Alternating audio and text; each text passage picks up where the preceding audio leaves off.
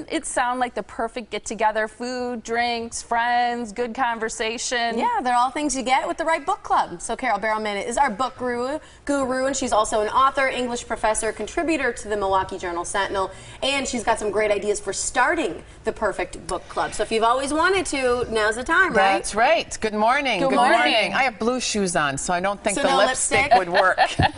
No blue lipstick. No, I don't have any. I think a lot of people want to start a book club, but they're not sure exactly how to go about it. They just kind of want to get friends together, and the book kind of gives you a purpose, right? Right, it gives you a purpose, but actually I don't think that's a bad reason to start a book club, is just to have an excuse to get some friends together, because you really want to have some kind of connection among the people, but you don't all need to know each other really, really well. My first tip always to start a book club is find a book with a hook. Yeah. Something controversial, something that just engages everybody immediately. It can be provocative. You don't have to have everybody like it. I mean, you said before, emotion makes things go viral. I think emotion is what connects a book club to its book. And it seems like it's usually fiction. I think most book clubs do fiction, and in my picks today, it is all fiction. I think the reason for fiction is you can allow yourself to handle some moral dilemmas and some big questions kind of at a distance, because you can say to yourself, okay, this is not real, and so I can engage in this conversation in a way that maybe is a little more comfortable. But absolutely mix it up. If you let other people in the book club pick their other books that they'd like, rotate it around. If someone loves nonfiction, then you should include some nonfiction.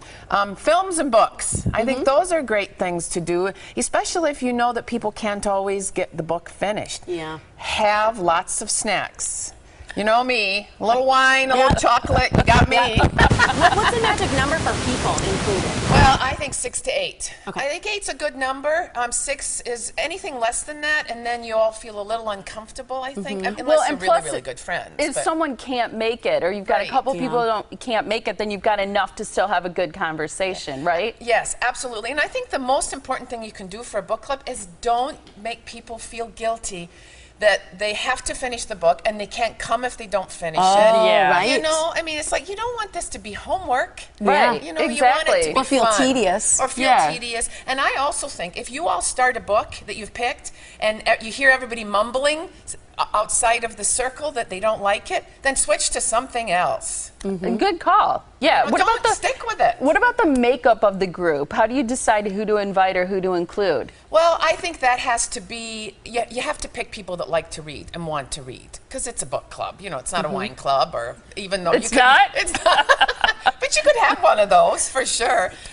You know, you want people that like to read, and you don't have to have people that get to know each other, but pick people who you think's personalities might match. Yeah. I think you have to have at least someone who's willing to maybe take a little leadership, even if it's not the person running the book club. It's always helpful to have someone initiate and say, okay, I'm going to lead this off. And in our book club, we rotate that responsibility.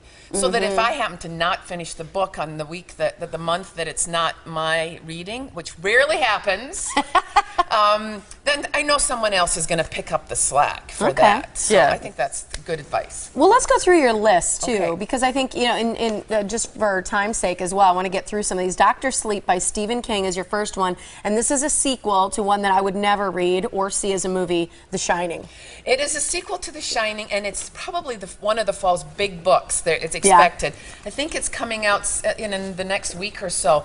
I really liked it, but I'm a huge fan of The Shining. Okay. This is less scary, I think, than The Shining, and more psychologically sort of ghost story kind of scary. Danny is now all grown up. Danny's the little boy from The Shining. He's all grown up, and it's what's happened to his life and what happens to his life. He still has the gift. He's still telepathic. He's working in a hospice for elderly.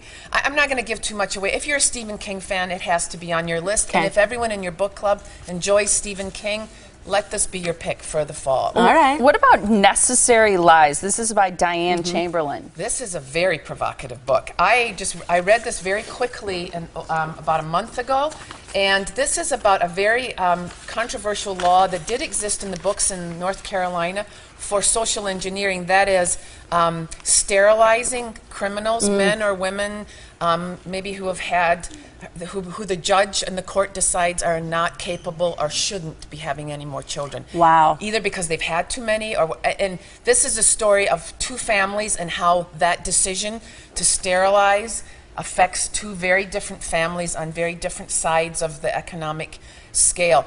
It is, I just think, if you're looking for a really, it reads like a thriller. It's very fast-paced, but very provocative. I thought it would be great for a book club. Okay. Yeah. We're out of time, but you've got two left. Struck by Stacey Atkinson is one you say is great for mother-daughters, and the last one... The last one is The Curiosity by Stephen Kiernan, also an excellent one. There's little blurbs with each one of my picks that are, it's always on your website, and I always post it to Goodreads or put on my website, too. Okay, great. So for more information on that, you can go to CaroleBarrowman.com. You can always ask her questions, too. She's good about getting back to Morning Blend viewers. CaroleBarrowman.com is that website. Again, she's on Facebook, she's on Twitter, and Goodread, too, is where you said there's a synopsis of each book. Yeah, I'll post all of these for everyone. All right. Fantastic. Thanks, Carole. Good to see you. Thank you.